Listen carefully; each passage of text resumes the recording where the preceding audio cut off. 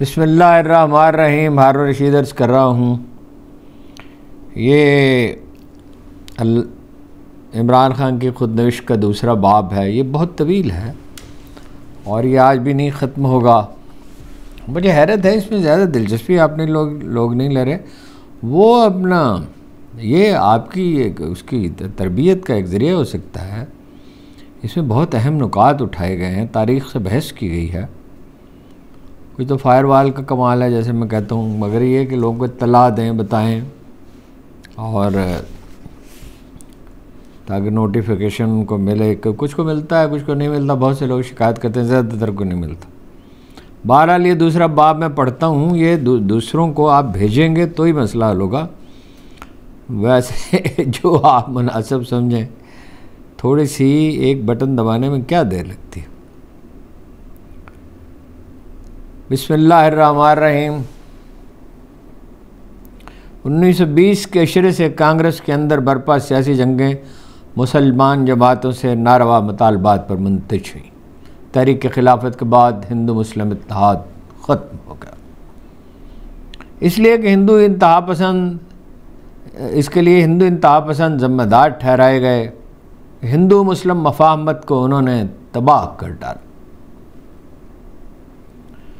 Professor Francis Robinson کے بقول پھر قائد اعظم اس بات کے قائل ہو گئے کہ مسلمان اب متحدہ بھارت میں محفوظ نہیں رہیں گے. 23 مارچ 1940 کو مینار پاکستان مسلم لیگ کے تاریخی جلسہ میں انہوں نے بھارت کو 2 حصوں میں تقسیم کرنے کا مطالبہ کر دیا, ایک مسلمانوں اور دوسرا ہندوؤں کا ملک. اس اجلاس میں عمران خان کے والد موجود تھے اور ان کے نانا جو ہیں وہ مسلم لیگ کے ایک ذیلی صدر تھے. اپنے خطاب میں انہوں نے کہا, ہمارے ہندو دوست یہ بات کیوں نہیں سمجھتے کہ اسلام اور ہندو مت کی روح مختلف ہے. الفاظ کے لغوی معنوں میں ہندو مت اور اسلام صرف مذہب نہیں بلکہ 2 الگ الگ طرز حیات, 2 منفرد اور مختلف سماجی نظام ہیں. یہ محض ایک خواب ہے کہ مسلمان اور ہندو کبھی ایک قوم بن پائیں گے.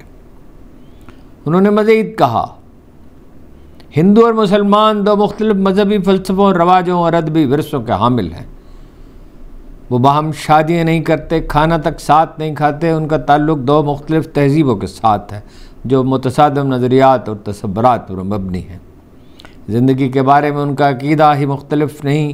مسلمان اور ہندو تاریخ کے 2 مختلف دھاروں سے تحریک پاتے ہیں. ان کی رجمہ نواز شریف صاحب کیا فرماتے ہیں, کوئی فرق ہی نہیں ہمارے اب کے کلچر میں. وہ آلو گوشت کھاتے ہیں, ہم بھی آلو گوشت کھاتے ہیں. ہمارا تمہارا رب ایک ہے, بیچ میں ایک سرحد ہے. ان کی رزمیہ داستانیں مختلف. مکمل تردید کی ہے قائد اعظم کی. یہ ایک معمولی گناہ نہیں ہے. پاکستان کی نظریاتی بنیادوں کو تباہ کرنے کی کوشش کی نواز شریف. ان کی رزمیہ داستانیں مختلف ہیں, ہیرو مختلف ہیں اور تاریخ کی تفہیم کا زاویہ نگاہ بھی مختلف. ایک کا ہیرو دوسرے کا دشمن ہے اور ایک کی فتح دوسرے کی شکست. 2 ایسی قوموں کو جن میں سے ایک اکثریت اور دوسری اقلیت میں ہے یکجا کرنے کی کوشش تباہی لائے گی. بے چینی ان کے درمیان فروغ پاتی رہے گی اور ایسی ریاست کام ہی نہیں کر سکے گی, فنکشنل ہی نہیں ہوگی. دیکھ رہے ہیں آپ انڈیا میں مسلمانوں کے ساتھ کیا بیت رہی ہے, کشمیر میں کیا بیت رہی ہے. مارچ 1940 کے اس فیصلے کو قرارداد پاکستان کہا جاتا ہے جس میں متحدہ بھارت کا نظریہ مسترد کر دیا گیا. دونوں قوموں میں کشیدگی بڑھ گئی. بائی دی وے مجھے یاد آیا کہ زرداری صاحب کے والد گرامی نے, اس کا کتاب سے تعلق نہیں ہے, ایک انٹرویو میں کہا, آن ریکارڈ موجود ہے سوشل میڈیا پہ, کہ جناح جو ہے وہ پاگل تھا. مشرقی پاکستان کو برابر نمائندگی نہیں دی پہلی کابینہ میں.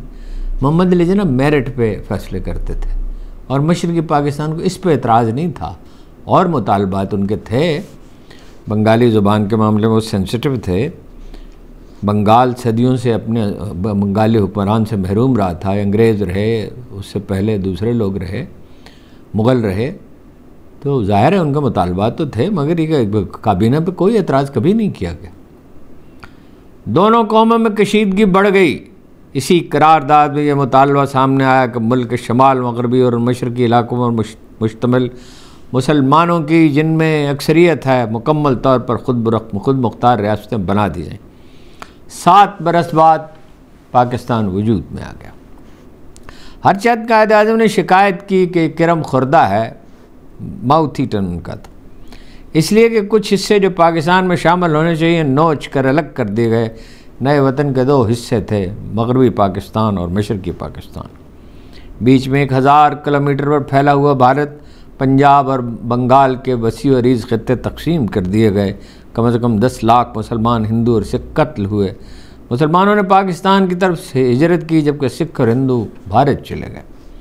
پاکستانی فوج میں شامل میرے ایک چچا جو پنجاب کی سرحد پر تعینات تھے ہمیشہ کہا کرتے، 6 ہفتوں میں ایسی خون ریزی میں نے دیکھی جو دوسری عالمگیر جنگ میں جاپانیوں کے ساتھ جنگ سے بھی بدتر تھی۔ اس خون آشامی کے ذکر سے انہیں کراہت ہوتی جس میں عورتوں اور بچوں کو بھی معاف نہ کیا گیا۔ 1 کروڑ 20 لاکھ افراد بے گھر ہوئے، انہیں طویل فاصلوں تک پیدل چل کر جانا پڑا۔ مہاجر کیمپوں اور دور دراز کی سرزمینوں میں وہ بکھر گئے، خاندان اور بستیاں اجڑ گئیں۔ یتیموں اور بیواؤں کی بہت بڑی تعداد جو قتل عام سے بچ رہی، بچا کھچا سامان اٹھائے مسافتوں میں مصروف رہی جو ان کے لیے اجنبی تھیں، جہاں بعض اوقات وہ نامطلوب تھے۔ امریکی فوٹوگرافر مارگریٹ بروک وائٹ نے جو پہلی جنگی خاتون بقائے نگار بھی تھیں، اس تقسیم کو انسانی تباہی کا عظیم ترین المیہ کہا ہے۔ جو قصے اور داستانیں میں نے سنی وہ دل ہلا دینے والی ہیں۔ ایک 16 سالہ پاکستانی لڑکا فوج میں بھرتی ہو کر سرحد پر متعین ہوا، وہ کہتا ہے سبھی نے ظلم کیا، ہندوؤں، سکھوں اور مسلمانوں نے۔ میں نے لاشوں سے لدی گاڑیاں دیکھیں، عورتیں جن کی عصمت دری کی گئی اور بچے جو سکتے میں تھے۔ مجھے یاد ہے اس وقت میں یہ سوچتا تھا کیا یہ وہ آزادی ہے جس کا ہم نے خواب دیکھا تھا۔ شملہ میں میرے 3 چچا تھے، لڑکا کہہ رہا ہے، اس طوفان بلاخیز میں ان کے ساتھ رابطہ نہ ہو سکا، بعد میں ان کا کچھ پتہ نہ چلا۔ خون خرابے میں ایسے بہت سے واقعات بھی ہوئے جب ہندوؤں نے اپنے حملہ ور بھائیوں سے مسلمانوں کو محفوظ رکھنے کے لیے انہیں چھپا دیا۔ ایسے بہت سے مسلمان بھی تھے، مثلا جنگ میں قریشی صاحب ہوتے تھے جنہوں نے کئی ہندو خاندانوں کی جان بچائی اور سرحد پار پہنچنے میں ان کی مدد کی۔ کچھ مسلمانوں نے انہیں کافر قرار دے کر مار ڈالا۔ اس پاگل پن کو کیا کہیے؟ پاگل پن کے سوا یہ اور کیا ہے؟ کیا کسی کو اندازہ نہ تھا کہ کسی کے وہم و گمان تک میں نہ تھا کہ ایسا بھی ہوگا؟ یہ تو کوئی سوچ ہی نہیں سکتا تھا کہ تشدد ایسی انتہائیں بھی دیکھے گا۔ کیا یہ برطانوی راج کے خاتمے کا نتیجہ تھا یا صدیوں سے جاری توہین کی گھٹن جو بے قابو ہو کر جنون بن گئی؟ انگریزوں کو یہی سازگار تھا کہ ہندو اور مسلمان باہم متصادم رہیں۔ اس مقصد کے لیے ہمیشہ انہوں نے بھرپور کوشش کی۔ 1861 میں تعینات برطانوی وائسرائے ارل آف ایلگن کو مقامی انگریز حکام نے بتایا، ہندوستان میں اپنا اقتدار ہم نے ایک قوم کو دوسری قوم سے لڑا کر برقرار رکھا ہے، یہی طرز عمل ہم لوگوں کو جاری رکھنا چاہیے۔ یہ انہوں نے کہا۔ جس غیر ضروری اور نازیبا عجلت کے ساتھ تقسیم کا مطالبہ نافذ ہوا، اشتعال پیدا کرنے میں اس کا عمل دخل بھی تھا اور اسی سے طوفان اٹھا۔ ظاہر ہے کہ نظام الاوقات انگریزوں نے خود طے کیا تھا۔ قائد اعظم نے تخلیق پاکستان کا یہ کارنامہ کیسے انجام دیا؟ حالانکہ غیر معمولی غلبے کی حامل آل انڈیا کانگریس جہاں تک ممکن تھا ڈٹ کر مخالفت کرتی رہی اور بعض مسلمان لیڈر ان کے ساتھ تھے۔ ناممکن کو انہوں نے ممکن کیسے بنایا؟ اگرچہ آغاز میں دشواریاں بے حد تھیں، مگر وہ انقلابی جذبہ جس سے پاکستان نے جنم لیا قوم کو آگے بڑھاتا رہا۔ پاکستان میں جمہوریت پروان نہ چڑھ سکی کہ قائد اعظم 1948 میں انتقال کر گئے، ملک اپنے محور سے محروم ہو گیا۔ یہ وہ زمانہ تھا جب دنیا 2 عالمی طاقتوں امریکہ اور سوویت یونین کے حلقۂ اثر میں بٹی تھی۔ پاکستان امریکہ کے ساتھ جا کھڑا ہوا، مگر اس سے مشکلات پیدا ہوئیں۔ ہمارے پہلے وزیر اعظم 1951 میں شہید کر دیے گئے، لیاقت علی خان۔ اسی لیاقت باغ میں جہاں 56 برس کے بعد بے نظیر بھٹو کو قتل کیا گیا، لیاقت علی خان کو ایک افغان نے قتل کیا جو کشمیر میں جنگ بندی کے خلاف تھا۔ قاتل کا خیال یہ تھا کہ پاکستان کو جنگ جاری رکھنی چاہیے۔ بہت سے لوگوں کی رائے میں اس اقدام کے پیچھے سازشیں بھی کار فرما تھیں، مثلاً یہ امریکی مطالبہ کہ پاکستان امریکہ کو سوویت یونین کی فضائی حدود تک رسائی دے۔ اس دن سے آج تک پاکستان اور امریکہ کے تعلقات کبھی موزوں خطوط پر استوار نہیں ہوئے۔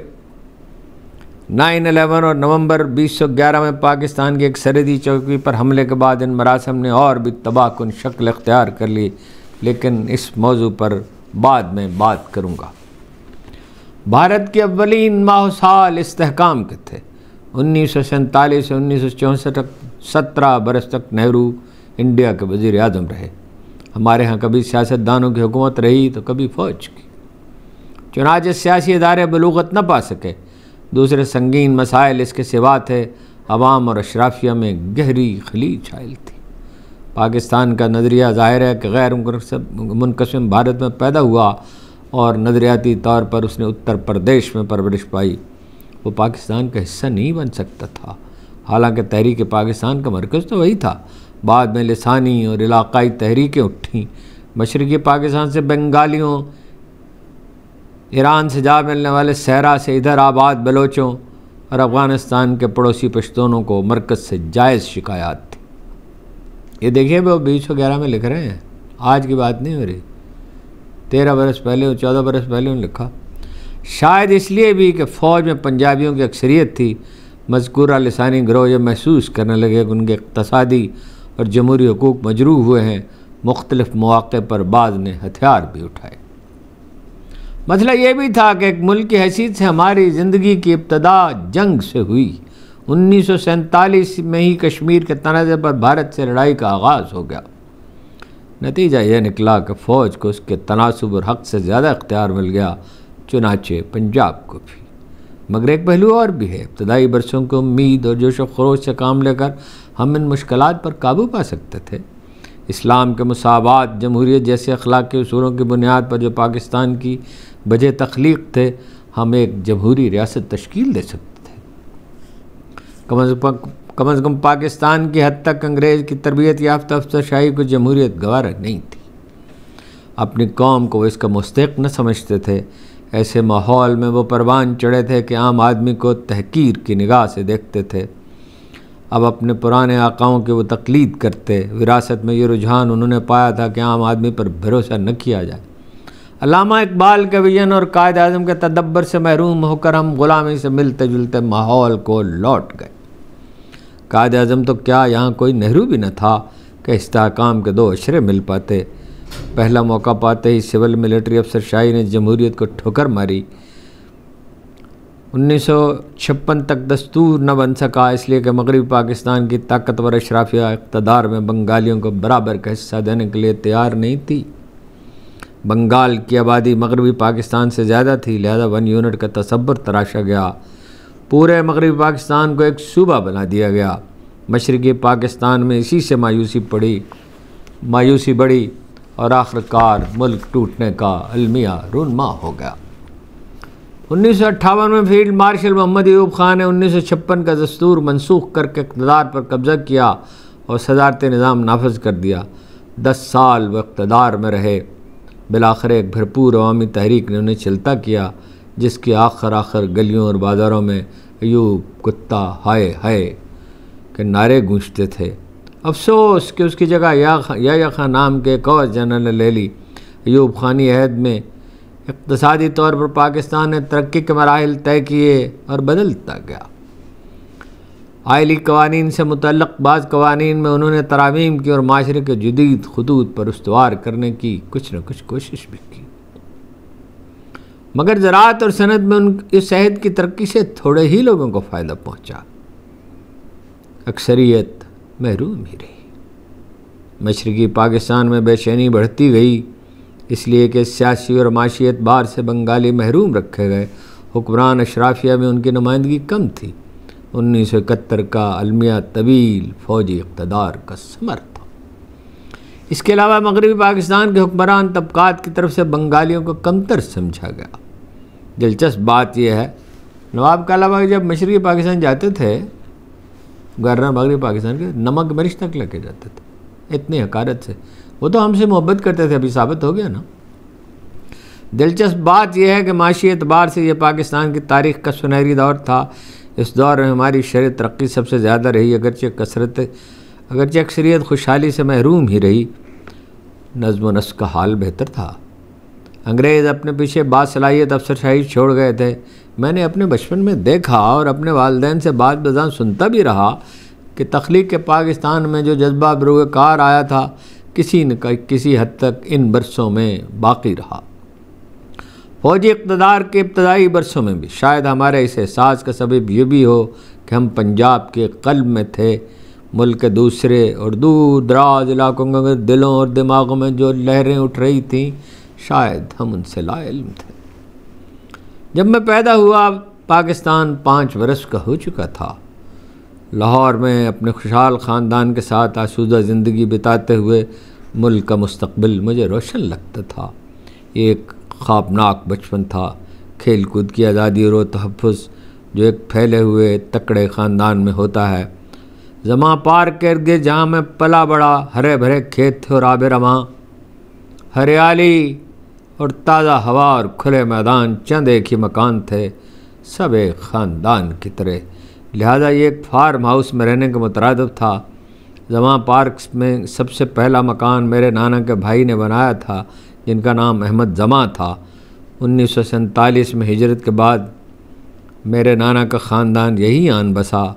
میں گرما کی تپتی دوپہروں اور شاموں میں چھرے والی بندوق لے کر کبوتروں کے شکار پر جایا کرتا، میں نہر میں نہایا کرتا، شام کو اپنے بھائیوں کے ساتھ کرکٹ کھیلتا، میں تاریکی پھیلنے تک گھر سے باہر گھومتا رہتا، تاہم میری والدہ کو کبھی پریشانی لاحق نہ ہوئی۔ انہیں معلوم تھا کہ رشتے کے بھائی میرے ساتھ ہیں۔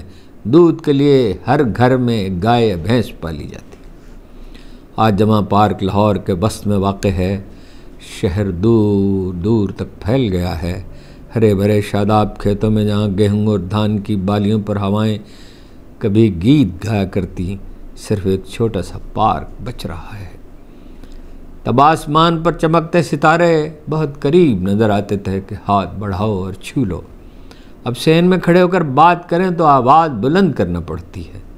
گھر اتنے بہت سے ہو گئے کہ لوگ ایک دوسرے کو پہچانتے ہی نہیں۔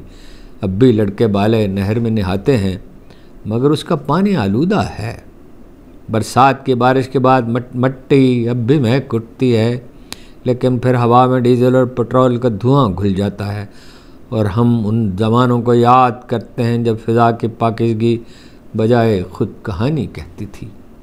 تب لاہور کا پانی کتنا میٹھا تھا، اب پینے سے پہلے ابالنا پڑتا ہے۔ میں لاہور سے 10 میل دور ایک دوست کے کھیتوں پر سیر کے لیے جایا کرتا۔ وہاں میں نے 14 سال کی عمر میں پہلی بار 14 تیتر شکار کیے۔ کیسی بھرپور زندگی میں نے جی ہے، لیکن ویسا سنسنی خیز اور شاندار لمحہ پھر کبھی نہیں آیا۔ جو 14 تیتر شکار کیے اس کے بارے میں کہتے ہیں، کیسی بھرپور زندگی میں نے بسر کی ہے، لیکن ویسا سنسنی خیز اور شاندار لمحہ پھر کبھی نہ آیا۔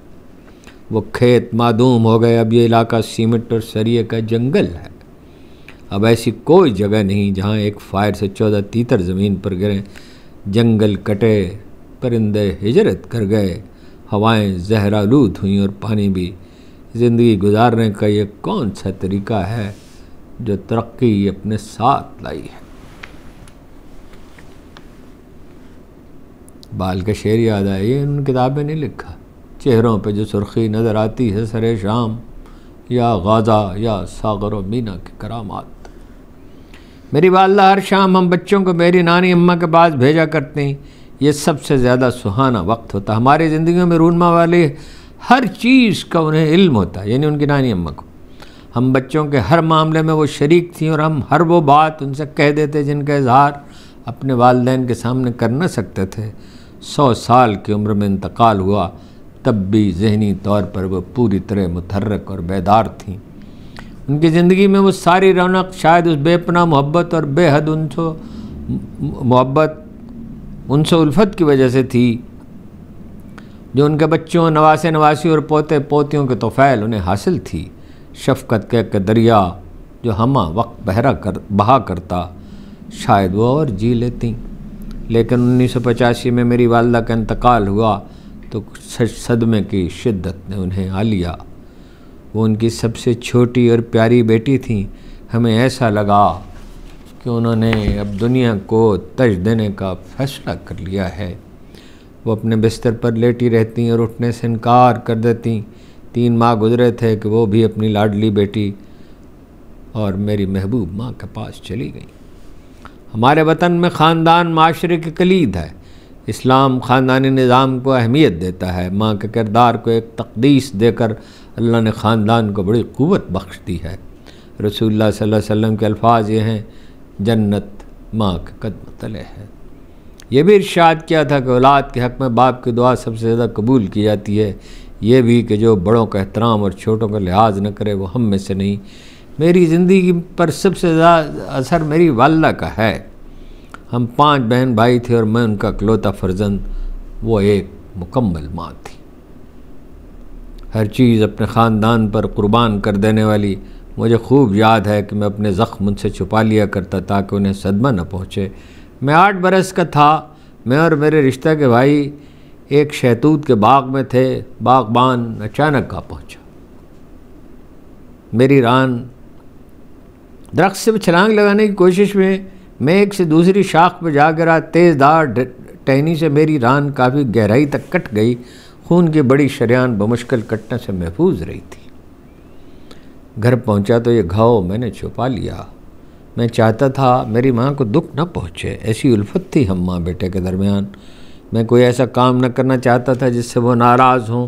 محبت اس طرح زندگی کو نظم میں ڈھالتی ہے۔ وہ اس طاق میں رہتی کہ کسی نہ کسی طرح میں سکول کا کام دن کے وقت ہی میں نمٹا دوں، مگر کھیل کا ایسا چسکا تھا کہ پڑھائی میں ذرا جی نہ لگتا۔ اگر پڑھ پایا تو ان کی مہربانی اور نگرانی سے۔ ایک بات اور بھی ہے کہ پڑھائی کے سوا کوئی چیز ایسی نہ تھی جس پر میری ماں مجھے مجبور کرتی ہوں۔ اگر میں کسی چیز سے گریز کرتا تو وہ کبھی سختی سے کام نہ لیتی۔ میرا خیال ہے مختصر رکھتے ہیں تاکہ آپ کی دلچسپی برقرار رہے۔ آپ کا بہت بہت شکریہ۔